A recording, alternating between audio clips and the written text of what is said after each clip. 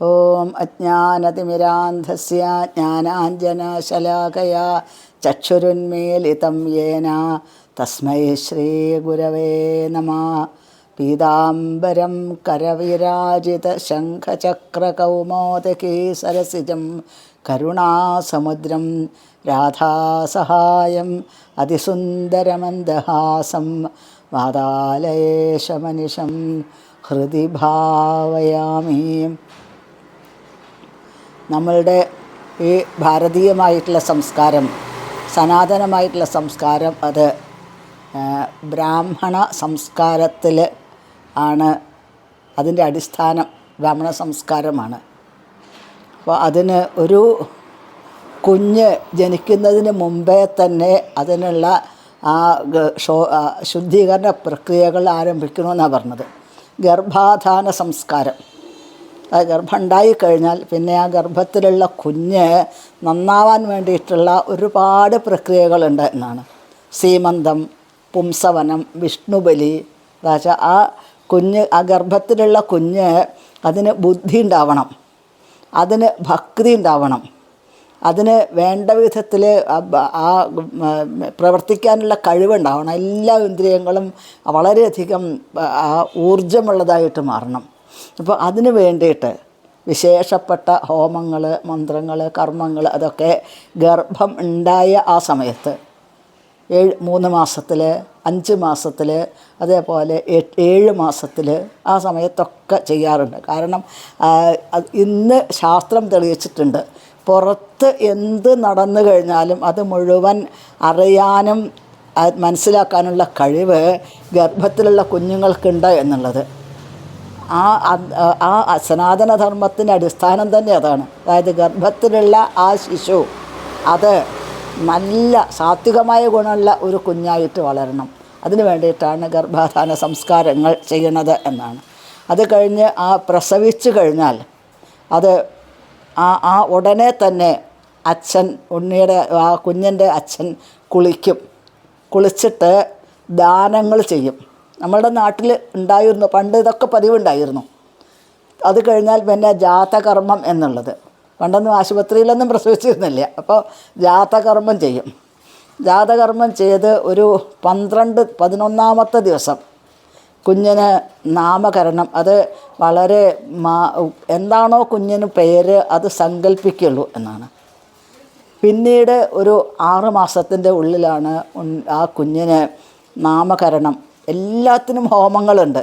അതായത് ഇതെല്ലാം സകല ദേവതമാരെയും പ്രസാദിപ്പിച്ചുകൊണ്ട്, മഹാവിഷ്ണു ഭഗവാനെ പ്രസാദിപ്പിച്ചുകൊണ്ട്, ശ്രീകൃഷ്ണ ഭഗവാനെ പ്രസാദിപ്പിച്ചുകൊണ്ട്, അവരുടെ അനുഗ്രഹത്തിനായി പ്രാർത്ഥിച്ചുകൊണ്ടാണ് കുഞ്ഞിന് നാമകരണം ചെയ്യുക.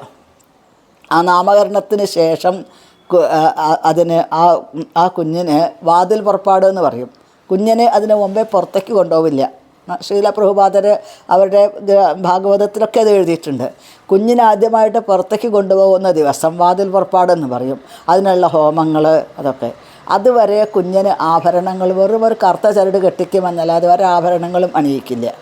പിന്നീട് വാതിൽ പുറപ്പാടിൻ്റെ ആ സമയത്താണ് ഒരു ഫലവൃക്ഷം കൊണ്ടുപോയി നട്ട് അതിന് മുമ്പിൽ ചില പൂജകൾ, കർമ്മങ്ങളൊക്കെ ചെയ്യും.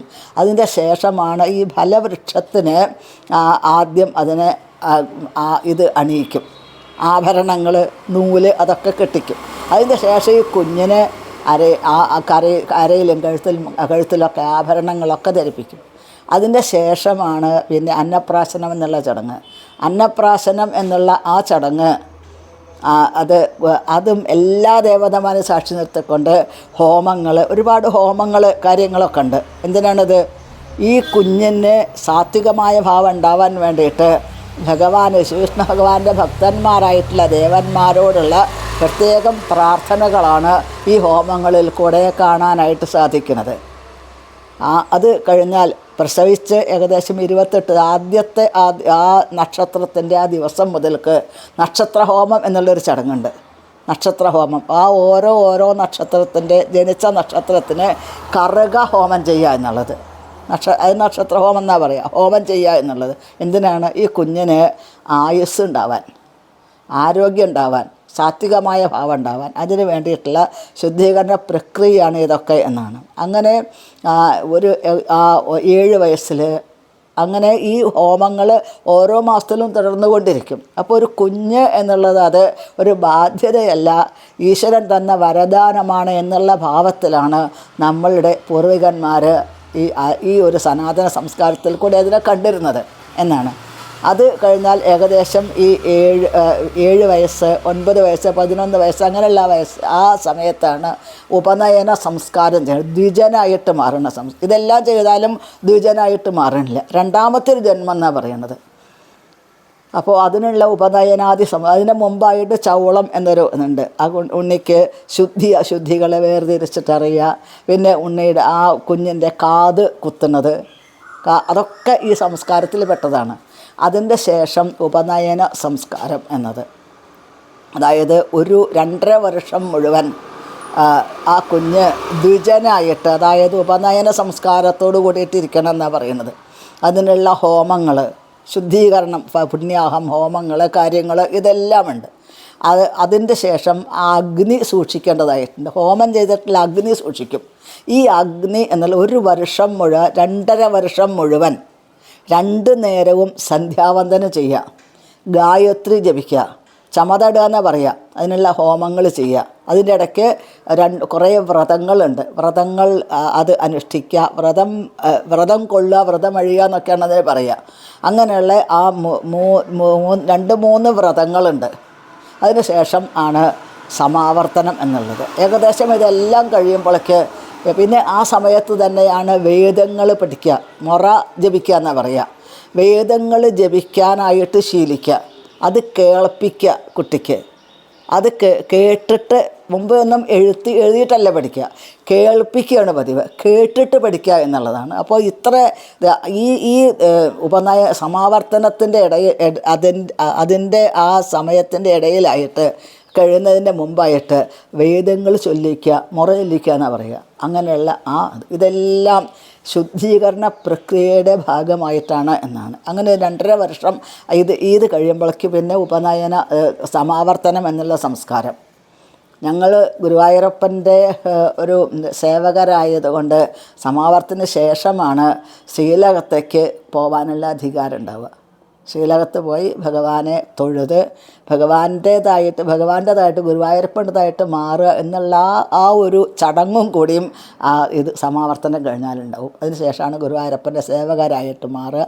അപ്പോൾ അങ്ങനെയുള്ള ആ ചടങ്ങുകൾക്കൊക്കെ വെറും അത് തള്ളിക്കളയേണ്ടതല്ല, വളരെ പ്രാധാന്യമുള്ളതാണ്. ഇന്ന് പ്രത്യേകിച്ചും നമ്മൾ അധപ്പതിച്ചുകൊണ്ടിരിക്കുന്ന നമ്മളുടെ ഈ സംസ്കാരത്തിനെ ഉയർത്തെഴുന്നേൽപ്പിക്കാൻ അതിന് നമ്മളുടെ ഈ ചടങ്ങുകൾ, നമ്മളുടെ ഈ ഒരു അനുഷ്ഠാനങ്ങൾ ഇതൊക്കെ തുടരുന്നത് ഏറ്റവും നല്ലതാണ്.